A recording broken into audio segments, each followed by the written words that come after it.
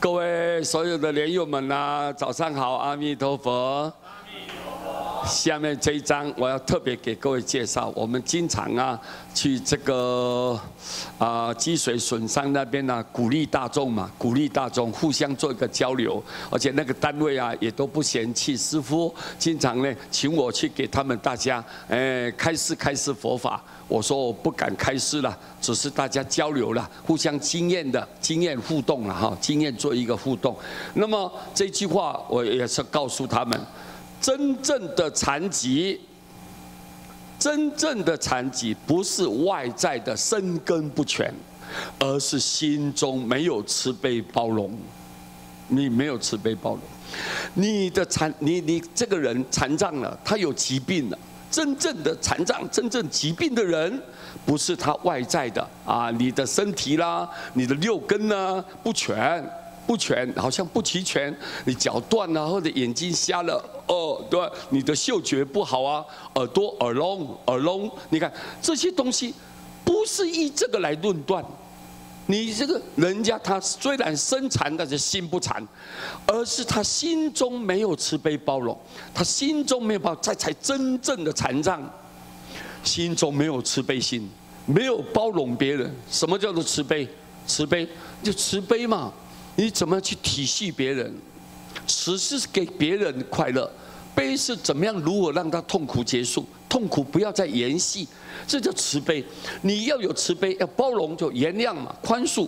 你能够包容别人，各位大度大量，你能够做到这样，这个才叫你心中没有残障，心没有生病心中没有生病，不是以外表来论断。 外表做一个衡量，做一个标准，不是有的人你看很多人身体残缺，但是他做对整个社会、整个世界很大的贡献，大有人在，大有人在。所以各位，我们真正的残障跟疾病，不是外在这些东西，而是心中你根本没有慈悲、没有包容的度量。那么我们下一句说一段话，真正的缺陷。 你的缺陷，你这个人为什么这么多毛病，这么多缺陷？不是环境的困顿灾厄，困顿就是有一种障碍，困顿嘛，有重重的障碍，好像你走得不顺。灾厄就有很多灾难重重很多灾厄就有很多灾难。虽然有很多阻碍，很多的灾难来困扰着你，但是这个并不是我们的缺陷，因为这是无常，世间就是无常嘛。 环境有的好，有的不好，对不对？这些我们要勇于去面对嘛。这个不是我们的缺陷，缺陷是在哪里是自己丧失信心、勇气。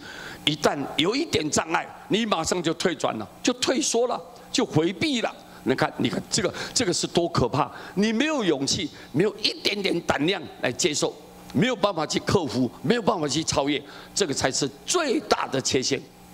环境怎么变化？ 人没办法去改变，但是我们能够改变自己，我们能够控制自己，能够战胜自己，这个才是重要的，各位对不对对不对？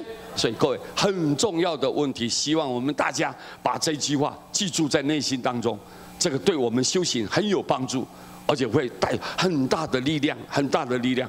只要你观念对，那么未来的道路是一帆风顺，一帆风顺。好，我们就将这一段话送给大家，谢谢，南无阿弥陀佛。